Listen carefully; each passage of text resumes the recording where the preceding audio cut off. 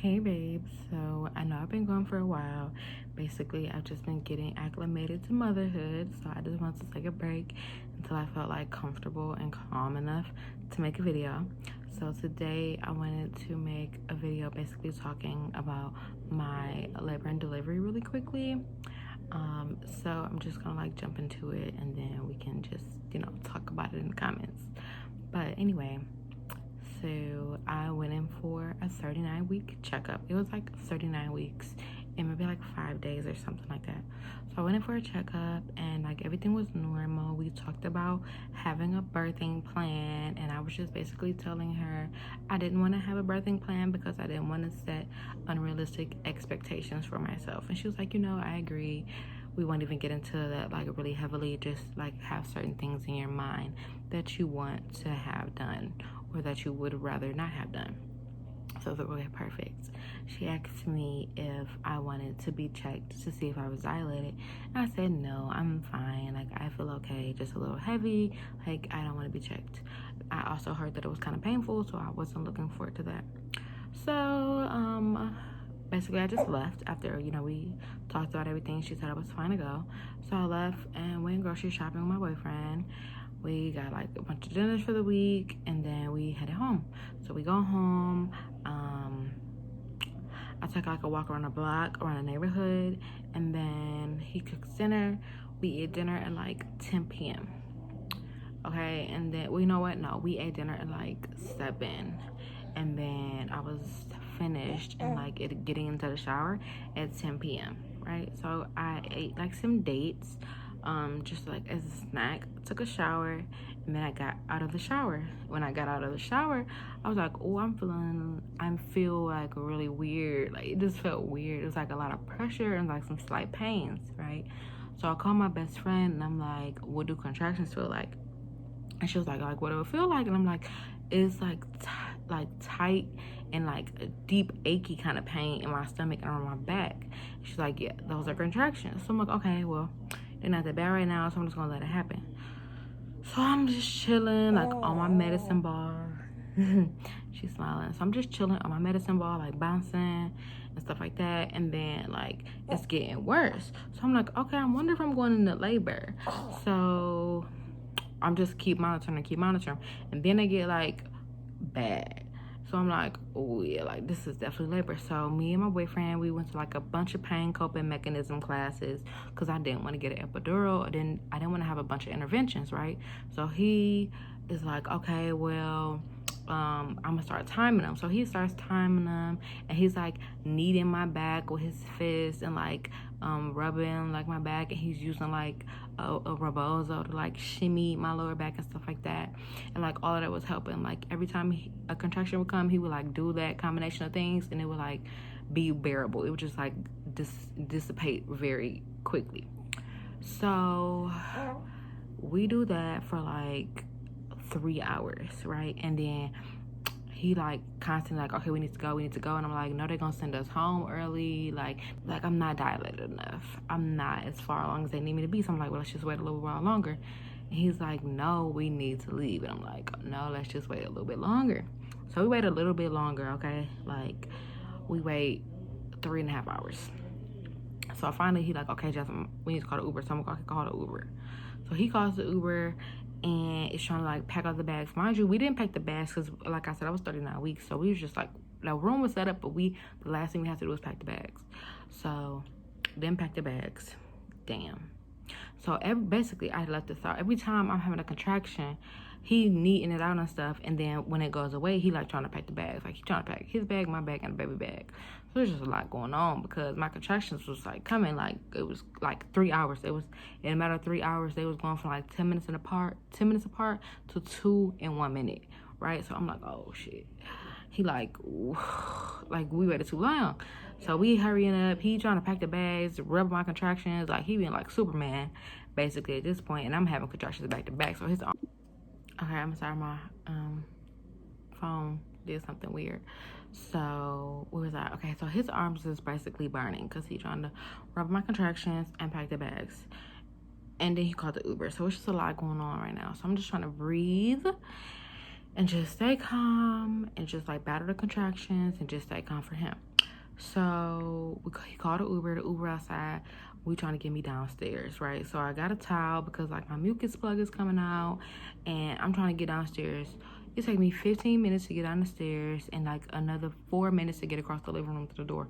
By the time we get to the door, the Uber is gone and our bags are on the side of the curb.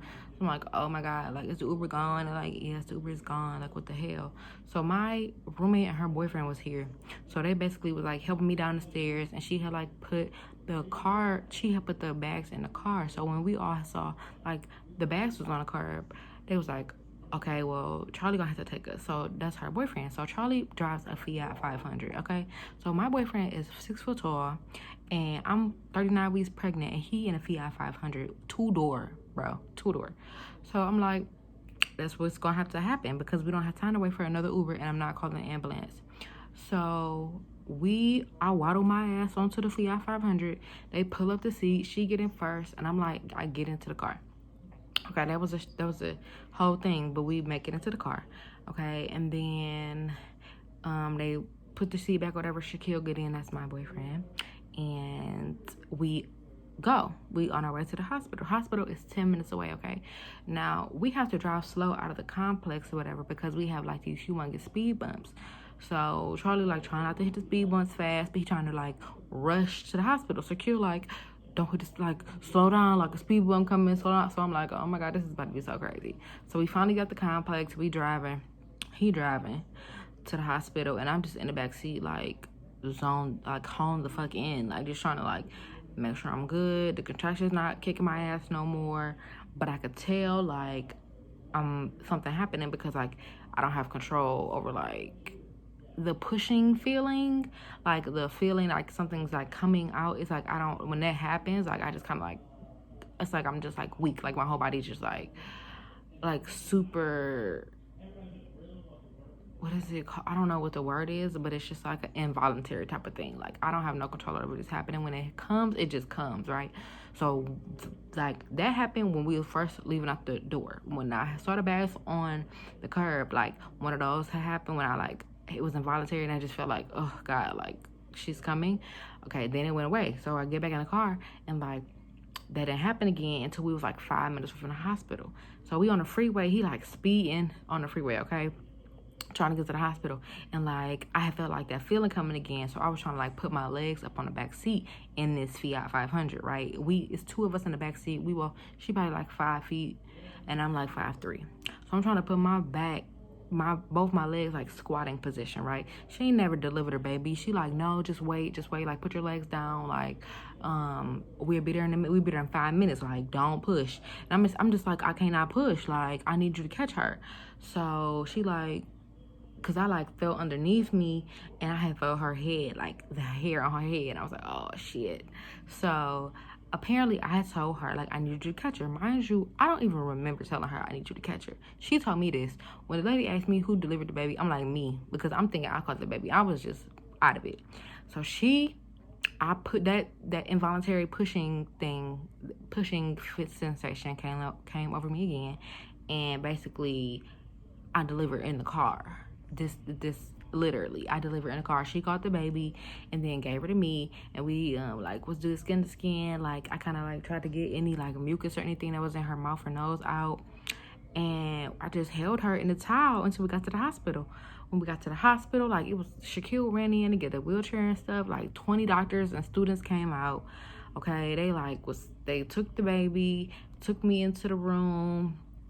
I was like warming her up because it was super cold that night, and like she was like in the towel but like not covered up. Like they was just like trying to hand her over because they're students, and they're like, cover up the baby. Like it was just chaotic. Okay, so they wheel us back there. They put her under the lamp to warm her temperature up. They give me some, what is it called, like lidocaine or something like that, like a pain shot.